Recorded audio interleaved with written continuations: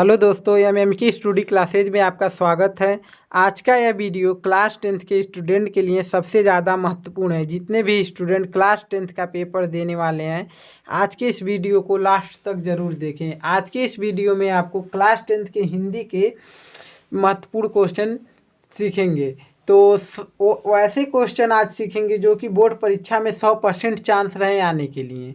ठीक है दोस्तों, तो देखते हैं पहला प्रश्न क्या है। पहला प्रश्न आपका है, देखिए पहला प्रश्न है आपका है, कलम का सिपाही के लेखक कौन है। यानी कलम के सिपाही का लेखक कौन है, इनके लेखक का नाम बताना है। तो कलम के सिपाही का लेखक कौन है? कलम के सिपाही का लेखक आपका अमृत राय जी हैं। कौन है? अमृत राय। यानी क अमृत राय, ख गुलाब राय, ग मुंशी इंसा अल्लाह खां, घ दिया है आपका वैद्यनाथ मिश्र। तो इसमें से आपका अमृत राय यही ऑप्शन सही है। यह है आपके कलम के सिपाही के लेखक हैं। ठीक है गाइस, यही ऑप्शन आपका राइट आंसर है। ठीक है, और आपका दूसरा क्वेश्चन क्या है? दूसरा क्वेश्चन आपका है, उपन्यास भूले बिसरे चित्र के लेखक कौन है। पहला ऑप्शन दिया आपका प्रेमचंद, दूसरा ऑप्शन दिया है भगवती चरण वर्मा, तीसरा ऑप्शन दिया है आपका यशपाल, और चौथा ऑप्शन दिया है वृंदावन लाल वर्मा। इन ऑप्शन से आपका एक ऑप्शन सही है, तो गेस कीजिए कि कौन सा ऑप्शन सही है। उपन्यास के भूले बिसरे चित्र के लेखक हैं। तो आपके उपन्यास के भूले बिसरे चित्र के लेखक हैं आपके भगवती शरण वर्मा। कौन है? भगवती शरण वर्मा। यानी भगवती शरण वर्मा आपका राइट आंसर है। ठीक है गाइस, इसको अच्छे से तैयार करिएगा। जो भी क्वेश्चन है बिल्कुल इम्पोर्टेंट क्वेश्चन है, इसको बिल्कुल अच्छे से तैयार कीजिएगा कि एकदम ये सब ऐसे क्वेश्चन है जो कि आपके बोर्ड एग्जाम में आने वाले क्वेश्चन है 2023 के। ठीक है गाइस, तो और आपका तीसरा क्वेश्चन क्या है, देखिए, त्याग पत्र के विधा किस, यानी त्याग पत्र किस विधा की रचना है? त्याग पत्र। तो पहला ऑप्शन क्या दिया है? जीवनी। ख का ऑप्शन दिया उपन्यास, और नाटक और निबंध। इनमें से एक ही ऑप्शन सही है जो कि त्याग पत्र की रचना है। त्याग पत्र की यानी किस विधा की रचना है, इनमें से एक विधा की रचना है त्याग पत्र। तो कौन सी विधा का रचना है आपका? आपका रचना उपन्यास विधा का रचना है। ठीक है गाइस, उपन्यास विधा का रचना है, यही आपका सही आंसर है। यही आपका आंसर लिख दीजिएगा। ठीक है, और आपका अगला क्वेश्चन, चौथा क्वेश्चन कौन सा है देखते हैं। तो स्टूडेंट आपका चौथा क्वेश्चन है, देखिए, शुक्ल युग के प्रमुख इतिहासकार हैं। शुक्ल युग के प्रमुख यानी प्रमुख इतिहासकार हैं, कौन है? डॉक्टर नगेंद्र हैं, या हजारी प्रसाद द्विवेदी जी हैं, या बाबू गुलाब राय जी हैं, या इनमें से कोई नहीं है जो कि शुक्ल युग के प्रमुख इतिहासकार हैं। तो इनमें से आपका चौथा का आंसर है ग। इनमें से आपका चौथा का आंसर है ग, यानी बाबू गुलाब राय जी हैं। कौन है? बाबू गुलाब राय जी, जो शुक्ल युग के प्रमुख इतिहासकार हैं। ठीक है, इनमें से बाबू गुलाब राय जी शुक्ल युग के प्रमुख इतिहासकार हैं। ठीक है, और शुक्ल युग की कला अवधि है आपका पांचवा क्वेश्चन है। शुक्ल युग की कला अवधि है 1850 ईस्वी से 1900 तक है, कि 1900 ईस्वी से 1920 ईस्वी तक है, या 1919 ईस्वी से 1919 ईस्वी से 1938 ईस्वी तक, या 1938 ईस्वी से 1947 ईस्वी तक शुक्ल युग की कला अवधि। ठीक है, शुक्ल युग की कला अवधि जो है आपका 1900 ईस्वी से 1938 ईस्वी तक है, यही आपका राइट आंसर है। ठीक है, ऑप्शन नंबर ग, 1919 ईस्वी से 1938 ईस्वी तक, यही आपका सही है। ठीक है गाइस, और आपका छठवां क्वेश्चन क्या है? लहरों के राजहंस के लेखक का नाम है। यानी लहरों के राजहंस के लेखक का नाम ऑप्शन दिया मोहन राकेश, और प्रेमघन, और गुलाब राय, और रामधारी सिंह दिनकर। इनमें से आपके लहरों के राजहंस के जो लेखक हैं वो मोहन राकेश जी हैं। कौन है?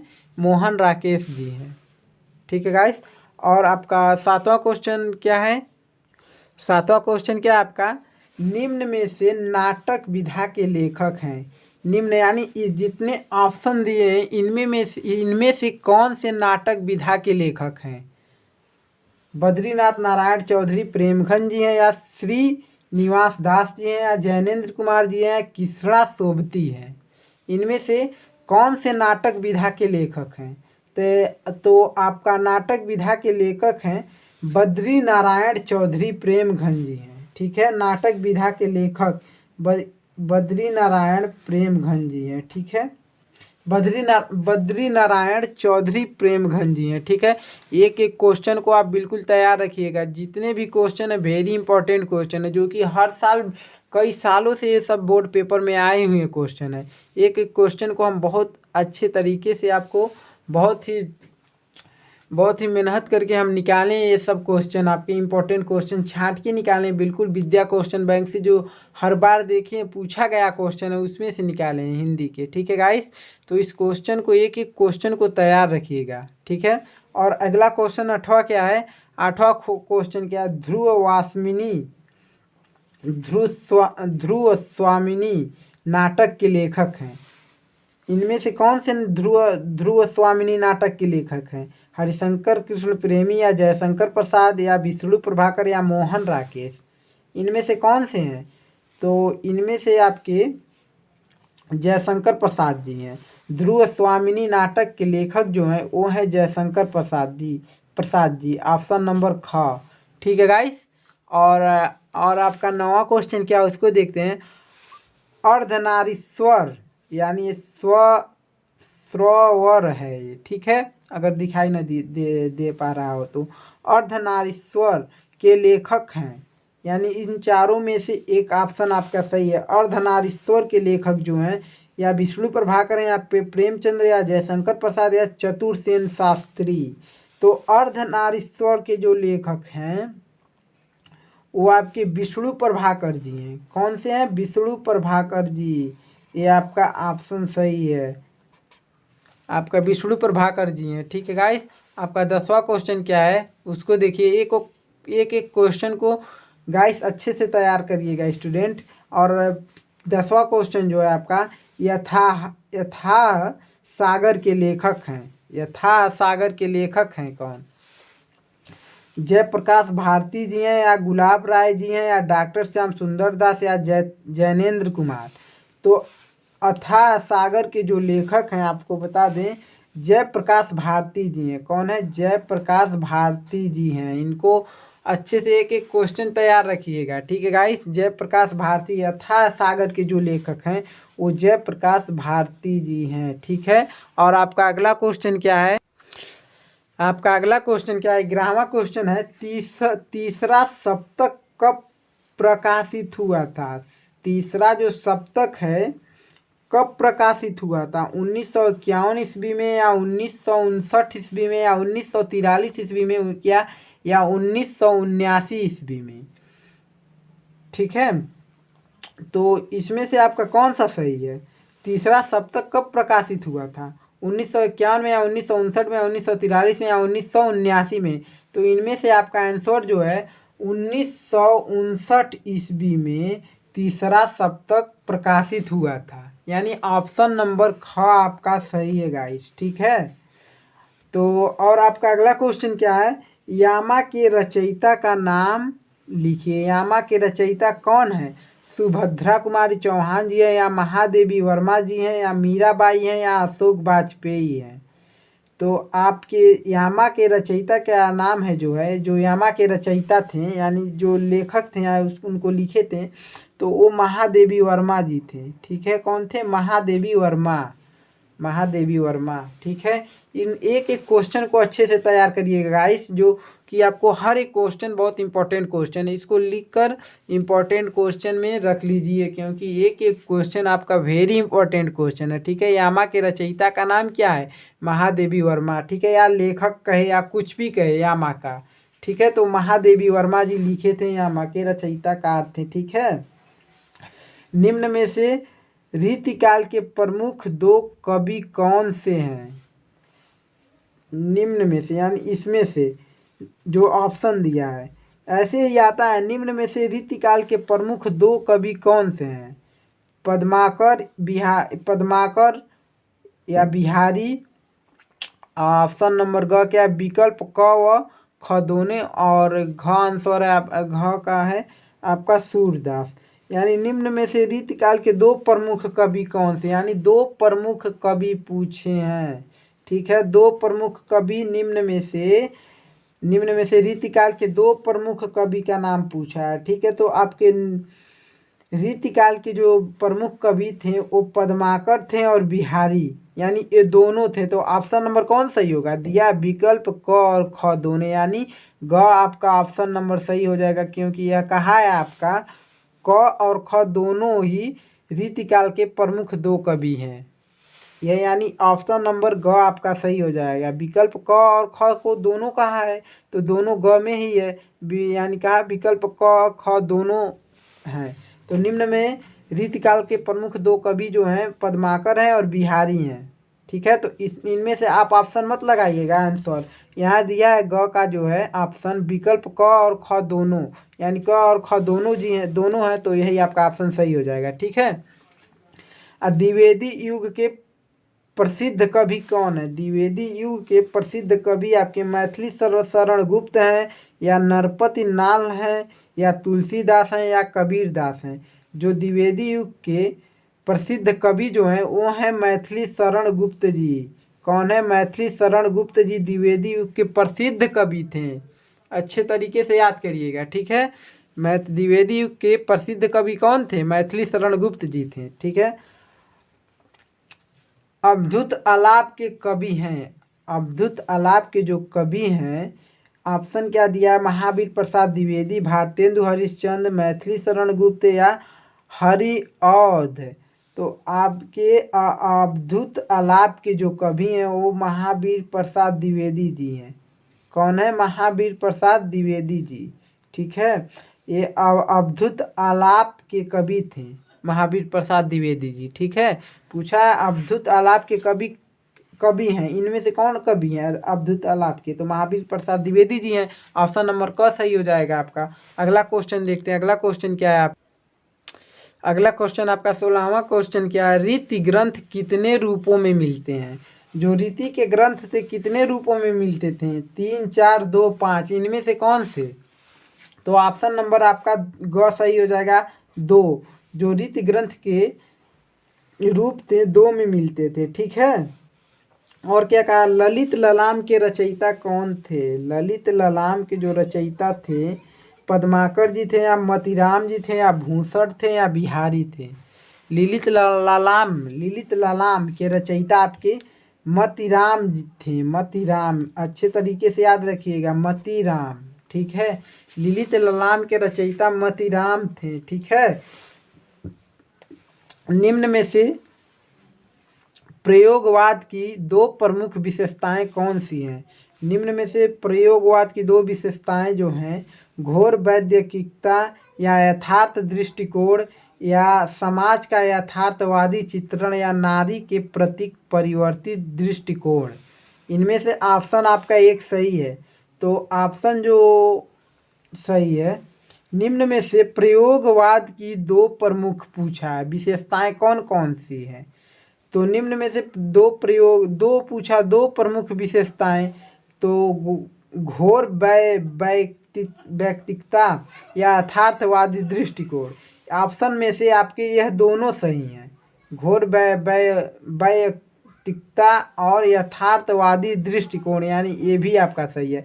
यानी आप लिख देंगे 18 का जो आंसर है, आंसर दोनों लिख दीजिए, क ऑप्शन नंबर क और ख दोनों, यानी क लिख कर ये लिख दीजिए घोर वैयक्तिकता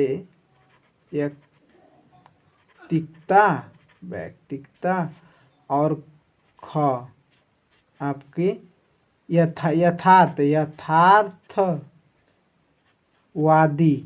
यथार्थवादी दृष्टिकोण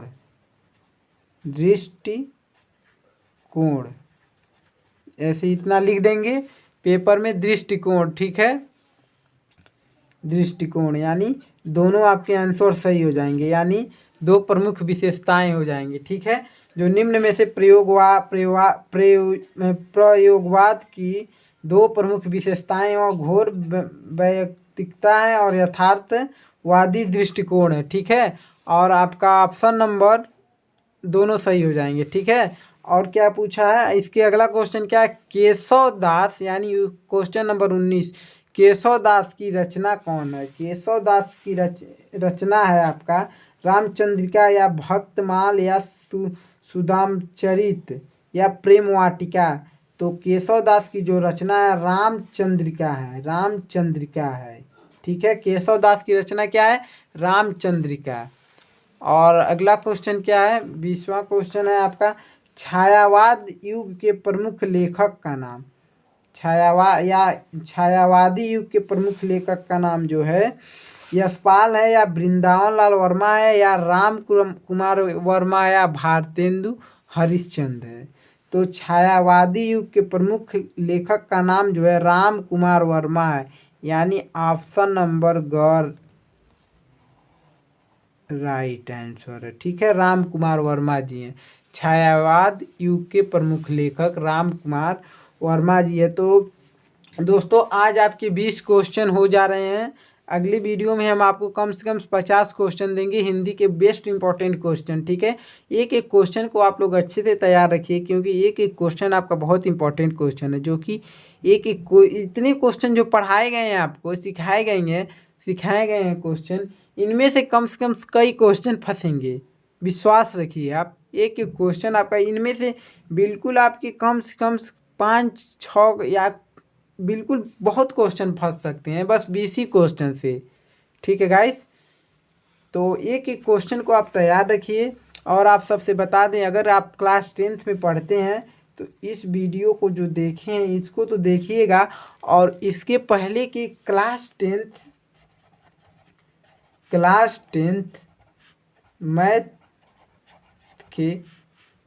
मैथ के जो है बहुत इंपॉर्टेंट क्वेश्चन हम वीडियो में डाल चुके हैं इस चैनल पे, और प्लेलिस्ट में आप जाकर देख सकते हैं। वेरी इंपॉर्टेंट क्वेश्चन मैथ के कई क्वेश्चनों को हमने तैयार करवाया है, जो कि हर साल बोर्ड पेपर में प्रीवियस ईयर क्वेश्चन करवाए हैं, मॉडल पेपर करवाए हैं, और आपका ऐसे कई क्वेश्चन करवा चुके हैं।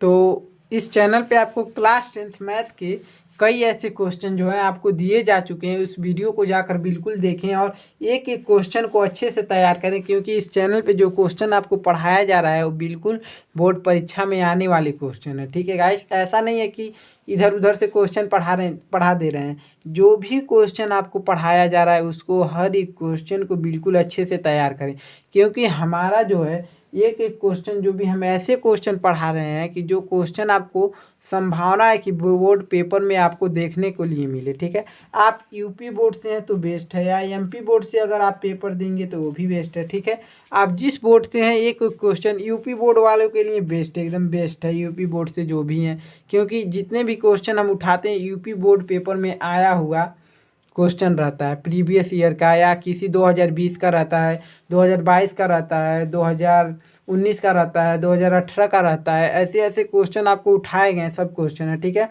जो कि यूपी बोर्ड के जितने भी रियल आपके ओरिजिनल पेपर है, उन्हीं क्वेश्चनों में से हम निकाल कर एक एक क्वेश्चन को आपको सॉल्व करवाते हैं।